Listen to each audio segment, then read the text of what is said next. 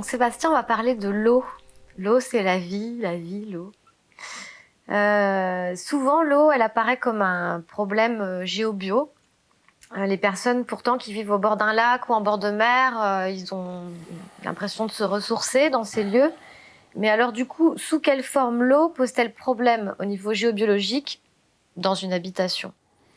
Non, mais l'eau ne pose pas problème. Ce qui peut poser problème, c'est les passages d'eau, c'est-à-dire que le fait qu'il y a un courant. Et là, effectivement, ça fait un champ électromagnétique qui peut effectivement avoir un effet drainant ou décalant au niveau des énergies. Donc c'est ça c'est le plus le mouvement finalement. Après, ce qui peut se passer, c'est que l'eau, elle s'informe. Donc si l'eau, effectivement, elle est passée, dans les exemples classiques de la géobiologie, sous le cimetière ou sous la vieille église, qui est dans les plans négatifs, forcément, on va avoir une information qui va pas être bonne dans la maison. Mais après, quand vous avez des nappes d'eau, vous êtes au bord de la mer ou autre, non, il n'y a pas de... Voilà. C'est plus le mouvement, en fait. Vous pouvez habiter au bord d'un étang, c'est pas le souci. Voilà. Le mouvement et l'information qu'il y a dans l'eau. Parce que, voilà, si vous êtes au bord de la mer, vous arrivez fin août, tout le monde s'est déchargé dedans, bon, voilà, c'est pas terrible non plus, quoi. Alors, c'est pas la fin du monde, parce que ça reste pas loin, mais si on est dessus, bon, mais, mais l'eau n'est pas un problème du moment qu'il n'y a pas une notion de courant, une mauvaise information, et que, bah, évidemment, on est dessus, quoi. On dort dessus ou autre, là, c'est embêtant. Et du coup, comment véhiculer l'eau courante à travers le bâtiment et les évacuations? Il y a une méthode? Bon, plus vite ça sort, mieux c'est. Je dirais, c'est sûr que si c'est les toilettes, c'est pas la peine de faire passer des tuyaux dans tous les sens. Plus vite ça sort dehors, mieux c'est. Bon, voilà, après, ça circule pas non plus tout le temps, donc c'est pas très grave. Moi, les tuyaux d'eau, je les laisserais dans les murs ou longer les murs. Effectivement, je les ferai pas traverser dans tous les sens la maison, aussi pour des raisons, voilà, que ça fasse pas écho sur l'électromagnétisme ou autre. Donc oui, je les laisserai dans les murs ou sur vraiment les bords de la pièce. Mais c'est généralement ce qui se fait. Et si vous avez à traverser, ben vous traversez. Mais voilà, c'est à éviter éventuellement. Et ça me fait penser par rapport au cuivre. Donc l'eau, elle peut être véhiculée dans des tuyaux en cuivre. Du coup, si on peut informer le cuivre d'une certaine manière, Oui, l'eau pourrait monter la vibration de tout l'eau. à fait. Alors après, tu peux faire monter ton eau. Le mieux, c'est dans le chauffe-eau, c'est-à-dire là où elle stagne. Voilà. Après, on pourrait imaginer effectivement faire monter aussi l'eau froide, l'arrivée des tuyaux. Bon, c'est pas toujours évident, hein, parce que là, il y a du débit, faudrait presque une zone tampon, une zone de stockage. Voilà, bon. Les tuyaux en cuivre ou en multicouche, bon, le cuivre c'est mieux, mais le multicouche c'est bien aussi, hein, faut pas trop se faire de nœuds non plus. En plus, des fois, au niveau technique, le cuivre va pas fonctionner dans du chaud-chanvre, par exemple, le chaud-chanvre va le bouffer, donc tu es obligé d'utiliser des tuyaux multicouches. Bon, mais c'est vrai que le cuivre a un côté noble et tu l'utilises sur certaines parties, voilà. Puisqu'on est sur l'eau, ce qui peut être intéressant aussi, quand vous chauffez votre eau, pareil, avec du solaire thermique, par exemple, elle a une qualité supérieure. Elle va beaucoup plus nettoyer au niveau du premier corps d'énergie, au niveau du corps éthérique. Ça, c'est pour ça que c'est aussi intéressant dans les effets que ça peut avoir sur notre corps aussi à nous, physique et énergétique.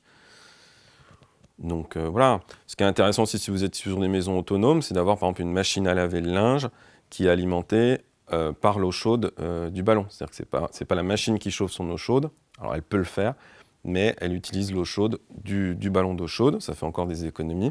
Et ça permet aussi d'avoir une vibration supérieure dans la machine quand le linge se brasse. Ça permet de nettoyer aussi énergétiquement un peu plus les vêtements. Donc il y a des choses comme ça qui sont pertinentes à plusieurs niveaux de lecture, quoi.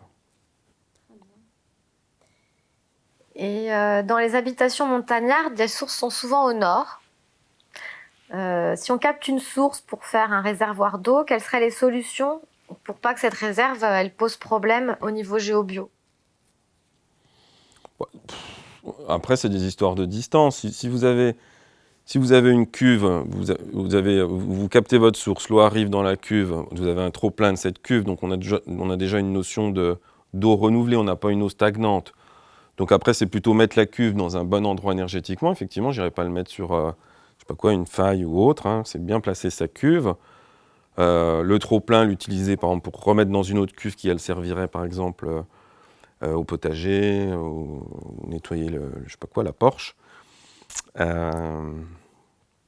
Et puis, je pense qu'après, c'est plus une notion de distance. Si la cuve, elle est suffisamment loin, ou même si elle était près et qu'elle est placée dans un bon endroit, voilà, moi, je ne me prendrais pas la tête.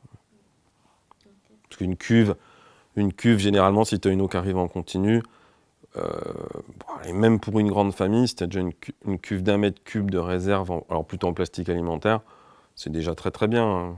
Voilà. Déjà large. Hein. Ok. Et est-ce qu'il existe des solutions qui permettent de récupérer l'eau de pluie sans impacter l'habitat? Parce qu'il y a des systèmes qui remplissent une cuve enterrée sous la maison, dont l'eau est réintégrée au système d'eau courante. Et cette eau qui peut stagner sous les maisons ou même sous une terrasse, c'est pas forcément idéal. Oui, tout à fait, mais c'est pour ça qu'à ce moment-là, faut mettre cette cuve-là au sud de l'habitation, si c'est possible. Bon, là, c'est toujours pareil, c'est vrai que c'est intéressant, cette idée d'avoir de l'eau pas traitée pour les toilettes, d'avoir de l'eau pour arroser, etc. etc. Le problème, c'est que les salaires n'ont pas tellement augmenté, donc il y a de plus en plus d'obligations d'avoir ce type de cuve, donc c'est bien parce qu'il y a toujours toute une démarche écologique. Puis en même temps, je sais pas comment dire, les gens qui n'ont pas beaucoup de moyens, ils sont très très vite acculés à faire des prêts sur 40 ans.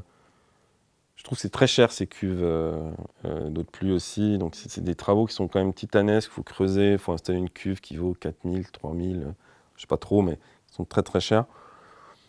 Bon, est-ce que des fois, il ne faudrait pas mieux une cuve hors sol, un peu camouflée, à 100 € avec un tuyau, si c'est juste pour arroger son potager. Voilà. Après, il peut y avoir aussi dans certaines régions des choses qui sont liées au risque incendie, donc ça, c'est encore autre chose. Bien que si les terrains sont propres autour, je ne vois pas pourquoi ça prendrait feu, mais bon, ça, c'est encore c'est encore autre chose. Ok.